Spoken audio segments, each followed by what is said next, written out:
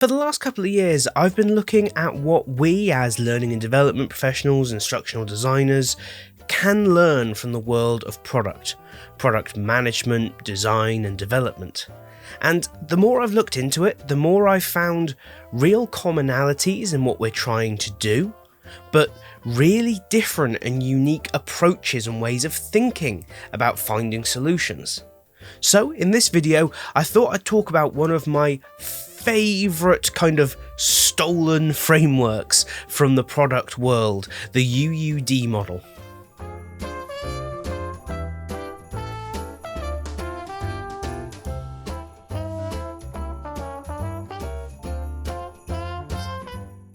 So let's make sure we're starting off on the right foot here. This is not another model that's going to replace ADDIE or design thinking or the design odyssey or anything like that.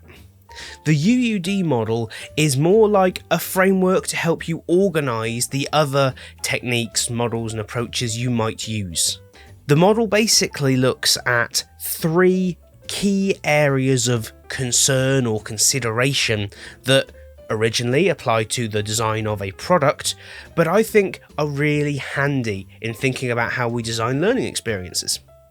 So, these 3 considerations are all important, but to varying degrees and within a certain order. This model is great for helping us take the plethora of approaches and choices we have in how we work and helping us think about how each one gets us closer to the final solution, and in what order we might want to utilise the different tools and approaches available to us. So, without any further ado, let's take a look at the first stage of the U.U.D framework, which is useful. Above all else, anything we create should be useful to the intended audience. Now, this sounds really obvious. But think about some of the e-learning you've completed in your life. Think about some of the away days or half-day training courses. Think about all those LinkedIn learning courses you completed.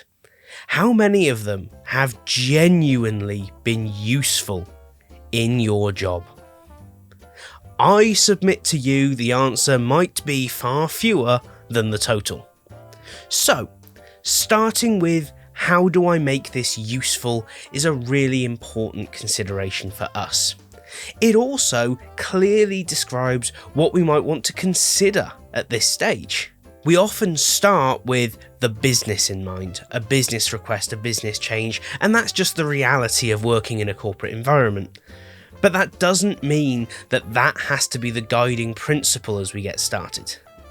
Figuring out how we make this useful to end users is a fantastic way of getting away from simply delivering information in a new modality. This naturally lends itself towards a lot of the what we now call human-centered design approaches, whether that's interviewing your intended users, building personas, journey mapping, action mapping in more recent terms, completing things like empathy maps. All of these approaches fit into defining what would be useful to our audience. So immediately now, we're shaping up what the solution might be, but focusing entirely on the human aspect. How do we help improve performance above all else? How do we make this useful? Next up, the most useful content in the world is irrelevant if it's not usable. Now this stage moves us from talking about what we're going to cover and maybe to an extent how we're going to cover it and how we're going to share it out, and moves us on to talking about the real practicality of creating content. How do we make this easy to use? How do we make it usable? Into this category fall all our accessibility considerations. This is also where we might be considering which authoring tools or development platforms we're going to use. Where is this content going to live after we've created it? If we're creating a face-to-face workshop, where's it going to be? Is it going to always be in the same location, or will it move to where the people are? If people are going to have to travel, how do we make that work, practically speaking? If we are creating digital content, what else might we need to create? Do we need to cluster our content versus having a single option? Are there specific areas of the business in which different solutions are going to be required? Is this going overseas? And if so, what additional usability considerations are there, such as translation or things that we consider to be normal practice that are not normal practice in other countries?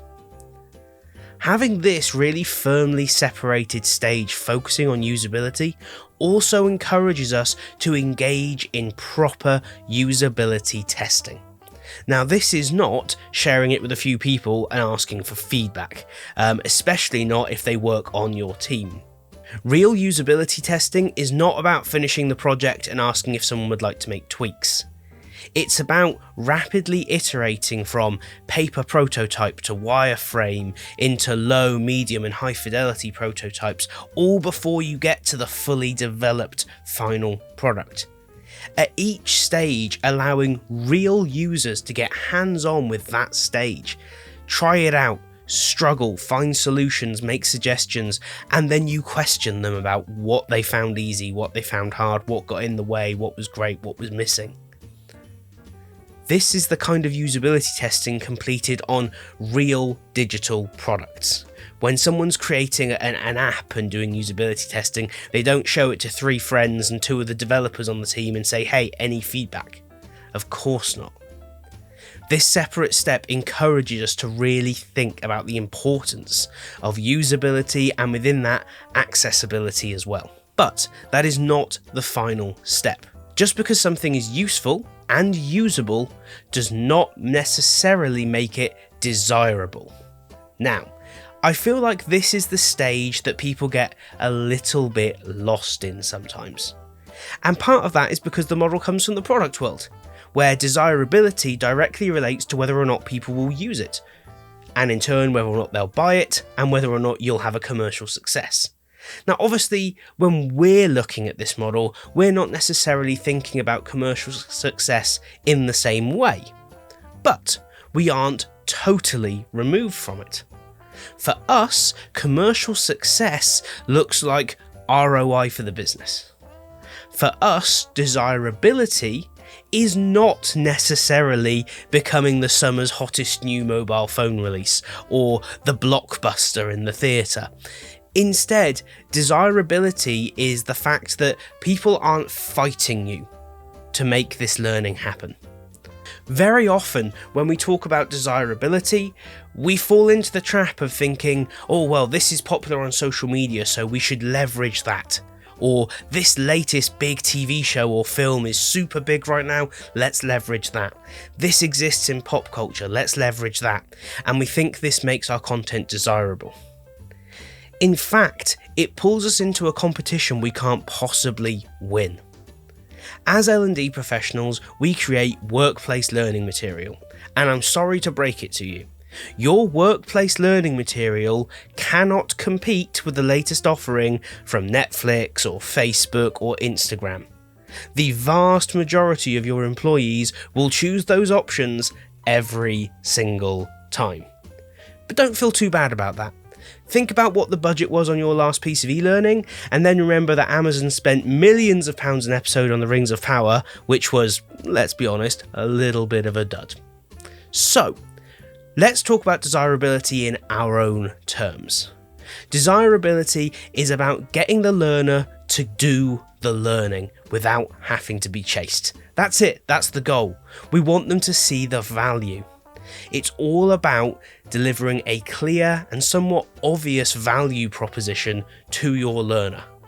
Invest this 10 minutes of time in this e-learning, you will get the following. Come along to our half-day course, we're not going to waste your time. We simultaneously have an incredibly low bar in our industry for delivering a desirable experience because, again, let's be honest, L&D has not always delivered top quality products in the past. We've all been to those courses as we spoke about before. But then we create ridiculous mountains for ourselves by thinking that we're going to be creating social media-esque content or Netflix-esque content. We don't need to, we shouldn't, we're not good at it, and actually, when we try, it tends to get in the way of learning. So, Desirability is not about making this the most exciting experience people have ever had. It's not about taking on Netflix and social media. What it is about creating an experience that at the end of it makes people think, that training was worth my time.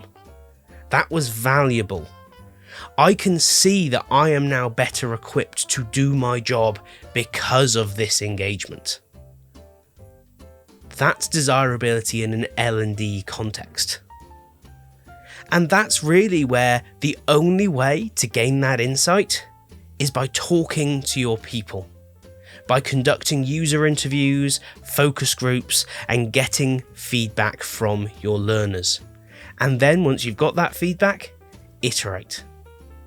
Go straight back, and now you've got new inputs to put into what will make this useful.